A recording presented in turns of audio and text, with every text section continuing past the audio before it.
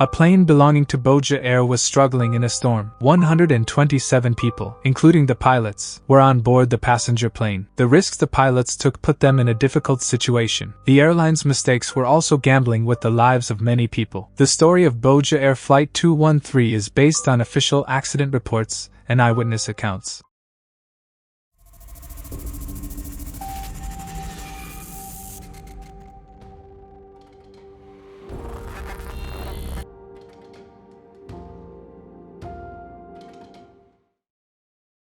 April 20, 2012. Karachi is Pakistan's most densely populated city. Flight 213 of Bhoja Air was a domestic flight from Karachi to Islamabad. It was a special flight because it was the first flight of Bhoja Air to Islamabad. The first flight to the destination was very important for them, as the company had closed down in 2000 and reopened only a month ago. Let's take a short break from the video. We prepare for each video by working for days. You can support us by hitting the like button at the bottom to make the videos pop up. Now let's go back to the story of the Boeing 737 with 127 people on board. The journey was expected to take about 2 hours. A total of 127 people boarded the plane, including 121 passengers and 6 crew members. The majority of the 121 passengers on board were Pakistani nationals. A senior official from the airline was also among the passengers. All the seats on the plane were full. Even in the cockpit, the jump seat behind the pilots was occupied by a cabin crew member who was not on duty at the time.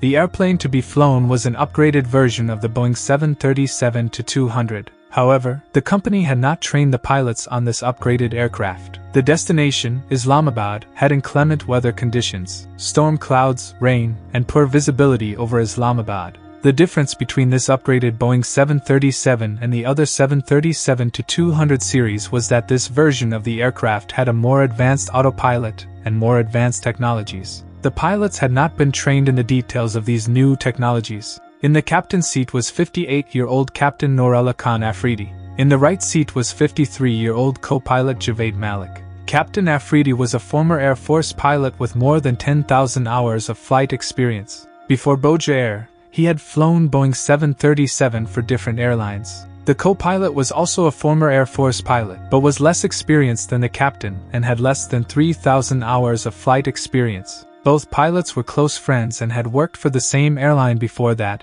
and had transferred to Bhoja Air at the same time. They were flying most of their flights together. Before 5 p.m., the doors of the aircraft were closed and the pushback vehicle approached and started pushing the aircraft backwards. Critically, but to better understand the cause of the accident, the pilots had only 80 hours of flight experience in this advanced aircraft type. The captain had started training on the advanced version of the aircraft before leaving the airline he had previously flown for. However, the captain's training was terminated when the company authorities considered that the captain could not operate the advanced version of the aircraft safely and effectively. Moreover, according to the Pakistani Civil Aviation Authority, Bhoja Air was not authorized to operate the advanced version of the Boeing 737-200. However, they considered that the Civil Aviation Airlines fleet consisted only of basic model 737s. In short, this flight should never have been made in the beginning. The pilots received clearance to enter and depart the runway and lined up at the beginning of the runway. They began to gain speed on the runway by powering both aircraft engines and cutting the wheels off the ground. The plane started climbing to 31,000 feet, the cruising altitude. Takeoff and climb were going smoothly. The pilots reached their cruising altitude.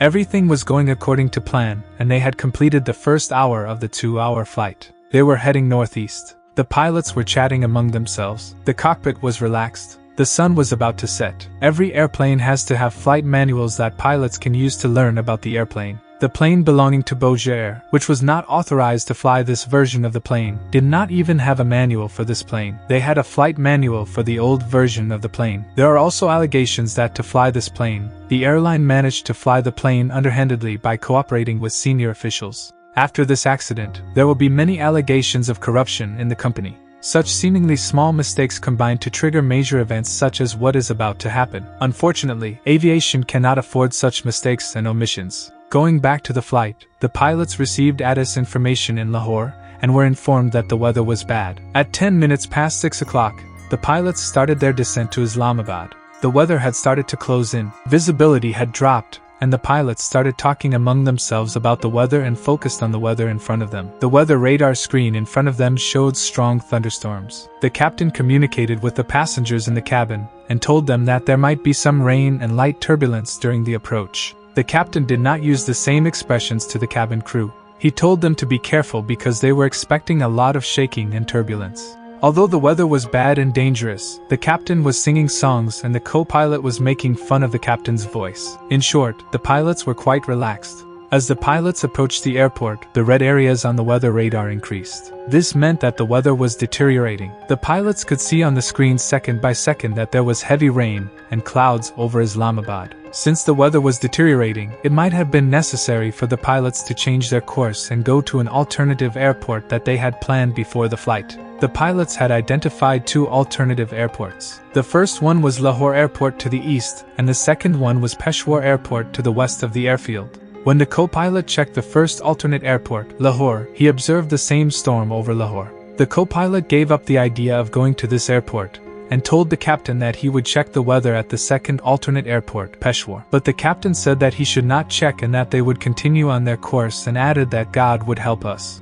The co-pilot should have stepped in at this stage and expressed that the situation was wrong, but the co-pilot did not make a sound. The reason was very simple. The co-pilot had a friendship with the captain as well as a teacher-student relationship. The co-pilot could not question the situation as the captain had serious control over the co-pilot. The pilots started to dive directly into the clouds. Visibility was getting worse and rainfall was increasing. There was a line of stormy clouds ahead of them along the landing line. The co-pilot sensed the danger and asked the captain if it would make more sense to go around the storm to reach the airport. The co-pilot contacted the controller in Islamabad. He told him that there was no gap in the storm line on the approach to the airport and asked if it was possible to approach the airport from the west around the storm. The controller contacted the pilots and informed them that it was not feasible to approach from the west and that there was a small gap to the southeast of the airport. But this gap was very narrow and too dangerous for the aircraft to pass through. The pilots had been taught in their training to keep a distance of 5 miles horizontally from this charged cloud type. But this gap in the storm was much narrower than that, and this gap was getting smaller by the second. The pilots informed the controller that they would use this gap to land. Since it was the company's first flight from Karachi to Islamabad, the captain pilot was only focused on landing.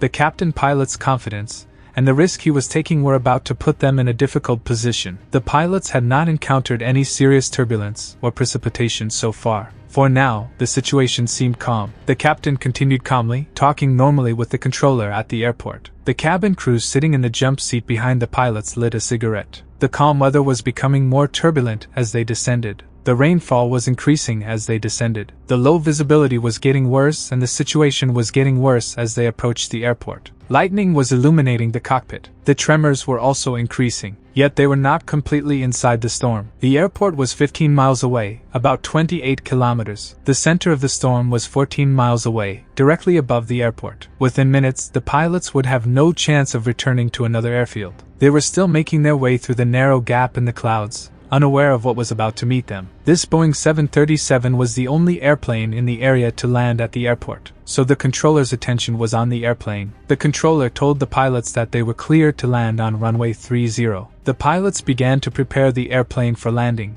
The airplane began to turn to align with the runway. The aircraft on autopilot had managed to enter the landing line, and they continued on their course. The co-pilot lowered the flaps one level and deployed the landing gear. If all had gone well, they would have been on the ground within minutes. At this stage, the aircraft began to receive a strong headwind. This caused an increase in the airspeed of the aircraft on autopilot. Their speed was up to 220 knots. This meant that they were 30 knots faster than they should have been. So the co-pilot reminded the captain that they were going too fast and that this could cause structural damage to the aircraft surfaces. The captain was confused as to how the automatic throttle lever was reacting too late to the increase in speed. The captain thought that the system was faulty. They could not understand that the wind caused the excessive acceleration. The pilots were rapidly approaching the storm, the area of the microburst. Microburst is a weather phenomenon that creates strong and sudden winds and involves the sudden and violent discharge of air downward. Due to the relatively low speeds on takeoff and landing and the lack of sufficient altitude, it is very difficult for the pilots to push the plane down with a possible microburst. Simply put, the weather phenomenon that causes the air coming down from above to hit the ground and spread around in this way is called microbursts. The pilots were moving rapidly through this weather phenomenon. The sudden wind caused by the air hitting the ground caused a significant increase in the airspeed of the aircraft, which was traveling at 190 knots, increased to 220 knots. The pilots aimed to land at 170 knots and set the autopilot to 170 knots. The pilots were not aware that they were in a microburst weather event at this time. They were only observing the increase in their speed. Within minutes the plane reached the target speed of 170 knots, and they could descend steadily again. Although they survived the entrance of the microburst, a much more difficult test awaited them in the middle and at the exit. The pilots had not received any special training on how to escape from this weather event. When they reached the middle part of the microburst, the weather event started to pull the plane downward rapidly. The pilots were not expecting such a thing, and they started to lose altitude rapidly. The autopilot lifted the nose of the plane to prevent the plane from losing more altitude, but this move was quite inadequate. The air was pressing down very strongly. They lost 1,000 feet, about 300 meters in altitude in seconds. The airplane computer started warning of wind shear, and the captain shouted no, no, no, because they were now very close to the runway. They were in the final approach phase and would be on the runway within minutes.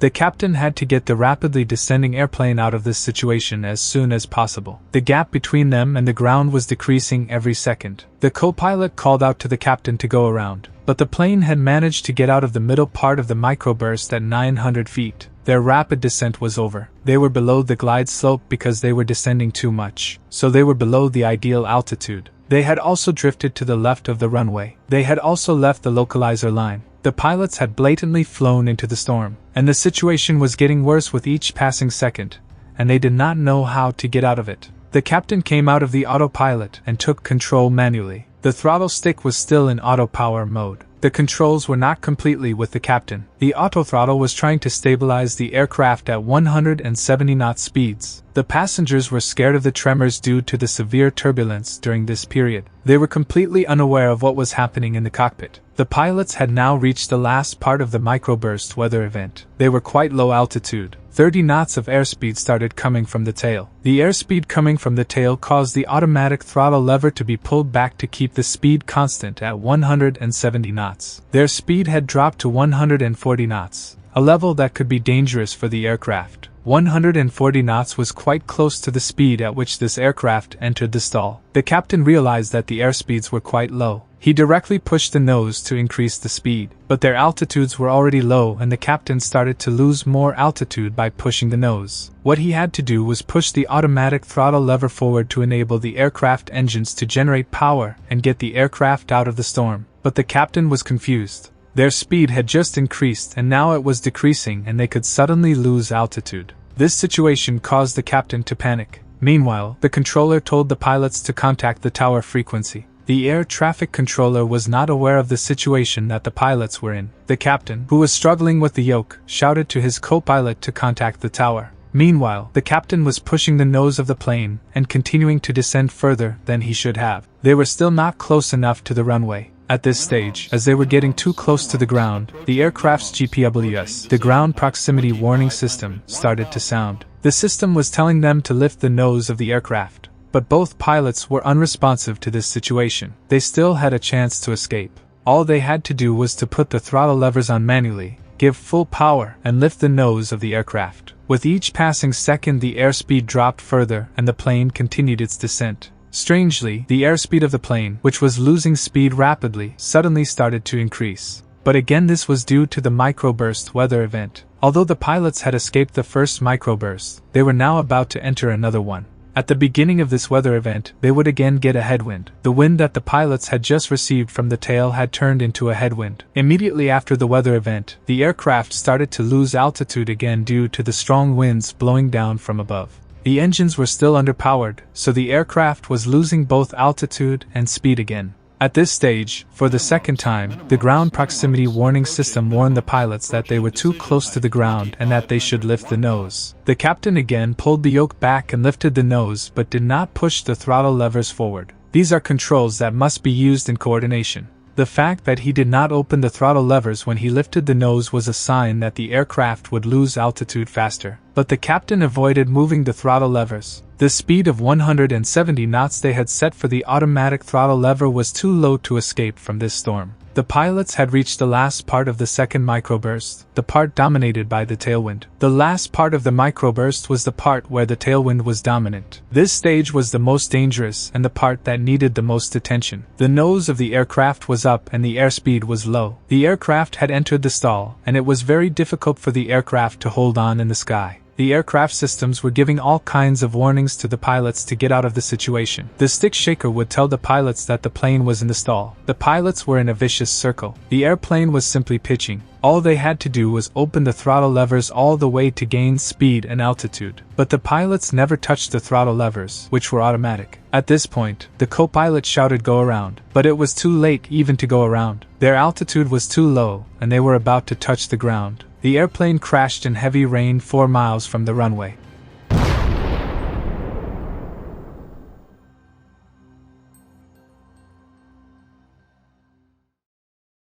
After contact with the ground, there was a huge explosion. The wreckage was spread over a large area. Unfortunately, all 127 people on board lost their lives. This accident is recorded as the second largest accident in Pakistan. Images of the plane wreckage are now coming to the screen. The black boxes from the plane were removed from the plane the very next day and sent to Boeing for examination. So what was the cause of the crash? The plane had just come out of maintenance hours before takeoff. According to the records, there was nothing wrong with the plane. Yes, the pilots took a gamble and lost. The risks they took cost the lives of many people, including their own. But it is debatable how accurate it is to call this accident a purely pilot error, because the airline had not trained the pilots on the advanced version of the aircraft. They had not received simulator training on how to get out of this weather event. This accident was more the fault of the company than the pilot's error. The company is as much to blame as the Pakistani Civil Aviation Authority for the lack of inspections. The reason why aviation is so safe today is that these lessons were learned years ago. Bhoja Air's failures to take precautions were already experienced and learned years ago. The airline declared bankruptcy shortly after this accident and decided to withdraw from the flight line. This accident is one of the biggest proofs of how commercial aviation adheres to strict standards. It is the biggest reminder that if the rules are not followed, the consequences are severe. In memory of the 127 people who lost their lives in the crash,